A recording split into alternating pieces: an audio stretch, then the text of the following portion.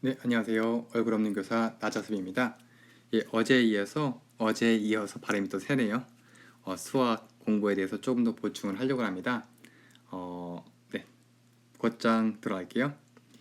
제가 혹시 내용을 까먹을까 봐 몇 가지 좀 중요한 단어들을 써놨는데 어, 지금 하나씩 설명드릴게요. 맨 먼저 여기 아래 보시면은 희한한 그림이 하나 보이실 겁니다. 제가 이렇게 그림을 잘 그린 편이 아니기 때문에 제가 무슨 이야기를 하고 싶은 거냐면은 이건 중국인가 어쨌든 어느 우화에 있던 얘기인데요.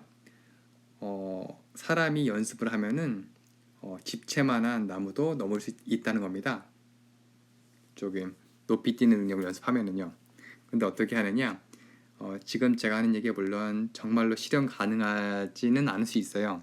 근데 여기에 제가 하려는 이야기의 핵심이 담겨 있습니다. 자, 무슨 말이냐면요. 대나무가 빨리 자란다고 하잖아요. 그러면은 대나무를 이렇게 심으라는 거예요. 그걸 죽순이라고 하는데 그러면은 당연히 지금 거의 바닥에 있기 때문에 여기 위를 뛰어넘는 것은 진짜 아무 일도 아닌 거죠. 그리고 그 다음 날 되면은 조금 더 커지겠죠? 그러면 그 단어도 뛰어넘고 그러면 그 다음 날 뛰어넘고 이렇게 매일매일 연습하다 보면은 어느새 대나무 높이가 높게 자랐을 때도 요거를 뛰어넘을 수 있는 실력이 된다는 겁니다. 물론 사람의 물리적인 한계 때문에 뭐 2m, 3m를 뛰어넘진 않겠지만은 여러분이 수학 공부를 할 때는 이것이 그대로 적용됩니다. 처음부터 이 산을 아니면 산이란다. 이 자기 키보다 큰 나무를 뛰어넘으라면 당연히 불가능하죠. 그런데 여러분도 자기 수준과 흥미에 맞는 문제부터 푼다면은 누구나 실력을 물론 저마다 속도는 다를 수 있어요. 근데 자기 속도에 맞게 자기 수준에 맞게 문제를 풀다 보면은 속도의 차이, 시간의 차이는 있을지언정 누구나 이 나무 한 그루를 통째로 넘을 수 있게 된다는 겁니다.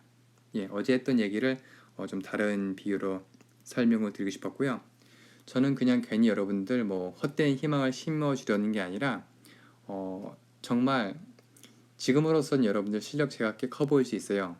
그런데 벌써부터 나는 수학을 잘할 수 없어 그런 어떤 생각이 수학을 못 배우게 하는 거거든요. 누구나 자기 수준과 흥미에 맞는 방식으로 수준을 제시해주면은 당연히 수학을 숙달할 수 있습니다. 저는 그거를 어, 여러 해 동안 확인해 왔고요. 여러분도 스스로를 믿을 필요가 있습니다. 예, 그 말을 하면서 여러분들 좀 격려해주고 싶었고요. 아이쿠야. 자, 그 다음에 대신 근데 위에부터 볼게요. 피아노 연주자. 이게 무슨 말이냐면요. 어떤 한 피아노 연주자가 사람들이 보는 앞에서 정말 멋있게 피아노를 연주했죠. 그리고 피아노 연주가 끝나자 우레와 같은 함성이 쏟아졌고요. 그래서 사람들이 묻는 겁니다. 어떻게 그렇게 피아노를 잘 칠 수 있냐고. 그랬더니 그 피아노 연주가 했던 말이 뭐냐면은 나는 10살 때부터 지금 나이가 예를 들어 50인데 지난 40년 동안 매일 8시간씩 피아노를 쳤던 겁니다. 그게 나의 비결이라고요. 잘한다고 뭐 연습을 게을리하게 쉬는 게 아니라 왜냐하면 치면 칠수록 실력이 계속 늘기 때문에 그게 반복했다고요. 네. 물론 여러분이 수학을 잘하기 위해서 이렇게까지 극단적으로 할 필요는 없어요. 그런데 제가 어제 뭐 수학 천재가 되는 비법을 말했을 때 어, 문제집을 안 풀고 또는 수학 교과서를 하나 안 풀고 천재가 될 수는 없습니다. 그런데 여러분에게 많은 것을 요구한 건 아니고요. 한번 하루에 딱 1시간만 제대로 풀어보세요. 그러니까는 책상 앞에 앉아 있다고 수학을 공부하는 건 아니고요. 내가 실제로 수학 공부를 한 시간, 이게 만약에 시간이 어려우면은 뭐 페이지 수로 정해도 괜찮고요. 그런데 최소한 뭐 40분 아니면 1시간이라도 타이머를 맞춰놓고서 앉아있는 습관을 들일 필요가 있습니다. 이게 어려운 문제를 풀 때는 1시간 정말 힘든데요. 자기가 좀 풀만한 문제들 그리고 좀 채점하면서 어떤 정말 맞추는 쾌감 있는 문제들 그런 걸 풀 때는 1시간에도 후딱후딱 지나가거든요. 네, 그래서 여러분들이 수학을 잘하기 위해서는 어쩔 수 없이 그래도 꾸준히 하루에 1시간 정도는 1시간 이상은 꾸준히 해야 됩니다. 이런 전제 하에서 저는 수학 천재가 되는 방법을 설명드린다고 한 거니까 혹시 오해 없으시길 바라고요. 그런데 누구나 이렇게 1시간 이상씩 시간을 투여하면 잘할 수 있어요. 속도의 차이는 있겠지만. 그런데 단 1시간도 10분도 공부를 하지 않으면서 수학 어렵다, 수학 배울 수 없어요 라고 말한다면은 그거는 본인의 선택이긴 하겠지만은 그렇다고 여러분한테 수학을 배울 능력이 없는 건 아닙니다. 다시 그 말씀 드렸고요. 수준과 흥미는 말씀드렸으니까 이건 넘어갈게요. 어쨌든 자기 수준에 맞는 문제 풀라는 거. 내가 초등학교 6학년이어도 지금 2학년 문제가 나한테 딱이다. 그러면은 2학년 문제를 풀어야지 빨리 배울 수 있어요. 예, 그리고 몰랐던 걸 확실히 짚고 넘어가야 됩니다. 예, 그 부분 설명드리고요. 그 다음에 세 번째 보면은 핀란드 수학 교과서 또는 수학 수익 교과서라고 써놨거든요. 자기 취향대로 하면 되는데요. 수학과 수익 교과서로 내가 만약 6학년인데 지금 내가 2학년 수학이랑 수익이 필요하다. 그러면은 중고 서적을 파는 데도 있거든요. 아니면은 보통 교과서 중고라고 치면은 검색이 돼요. 그리고 교육과정이 꼭 새로 나온 책일 필요도 없으니까는 좀 교육과정에 안 맞더라도 그런 책을 새 책을 구해가지고 철저하게 풀고 틀린 문제는 그러니까 채점 풀 때는 연필로 풀고요. 채점은 빨간 펜 그리고 다시 풀 때는 파란 펜.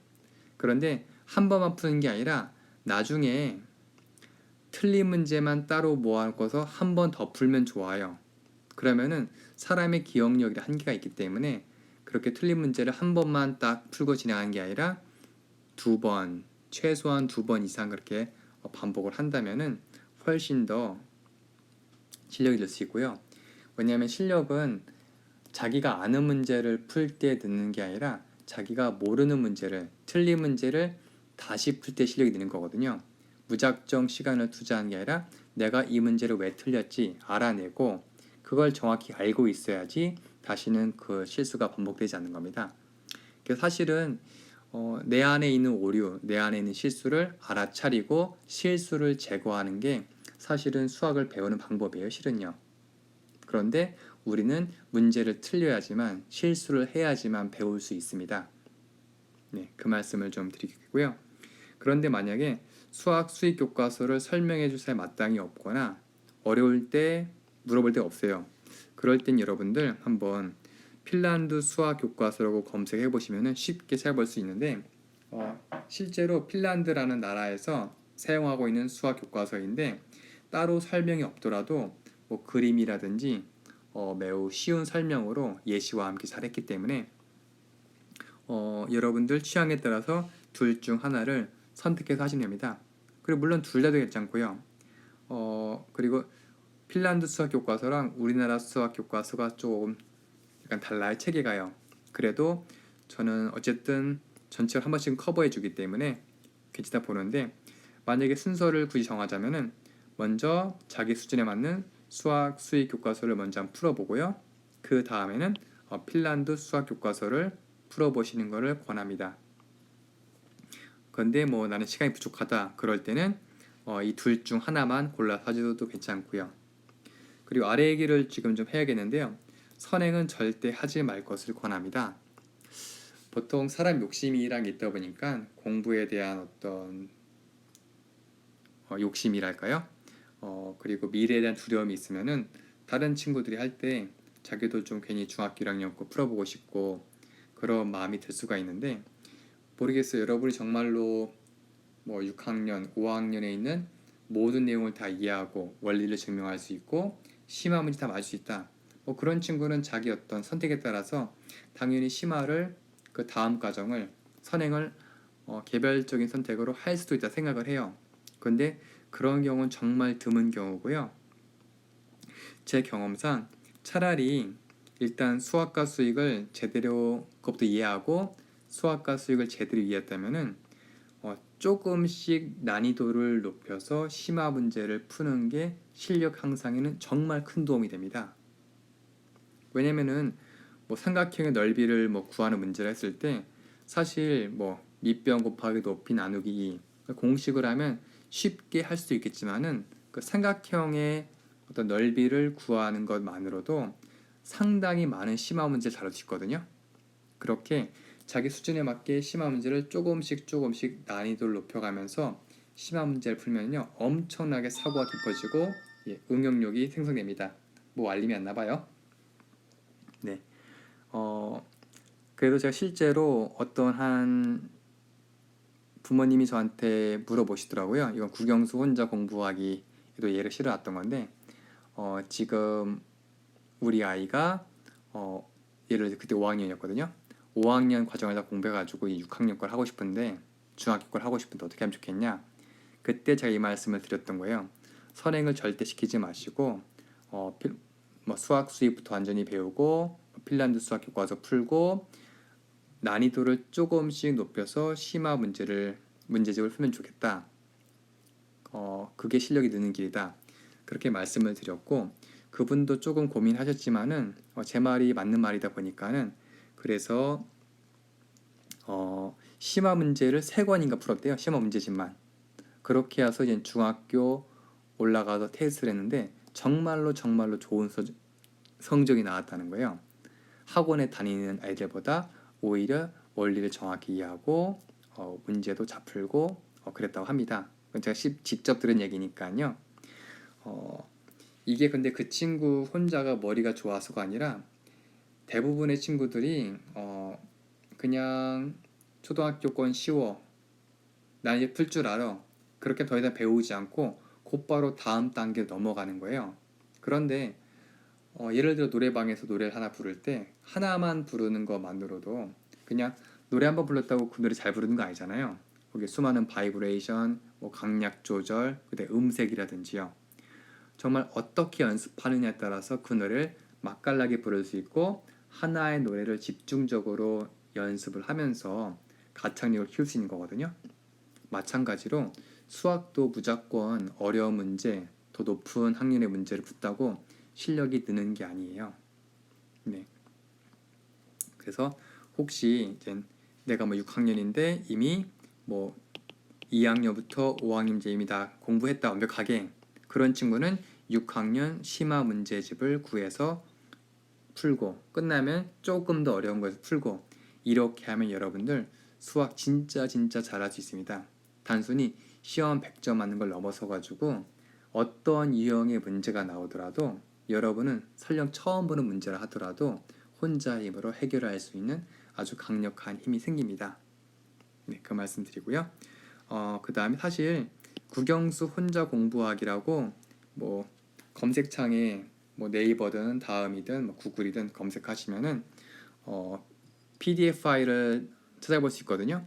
물론 이게 잘만 검색하면요 무료 PDF 파일 쉽게 찾을 수 있으니까는 한번 여러분들 제가 오늘 말한 내용에 대해서 조금 관심 있다 그런 사람들은 국영수 혼자 공부하기 무료 PDF 잘 검색하셔가지고 한번 읽어보시면은 큰 도움이 되겠습니다. 네, 뭐 그냥 두서없이 얘기했고 말도 좀 꼬이곤 하는데 그렇다고 매번 이걸 너무 정확히 전달하려니까 너무 시간도 많이 걸리고 차라리 조금 말을 좀 버벅대더라도 이렇게 말하는 게 좀 생생하게 전해지지 않을까 해서 조금 준비가 엉성해 보이지만 이렇게 조금씩 강의를 찍어서 올리고 있습니다. 오늘은 여기까지만 수업하죠.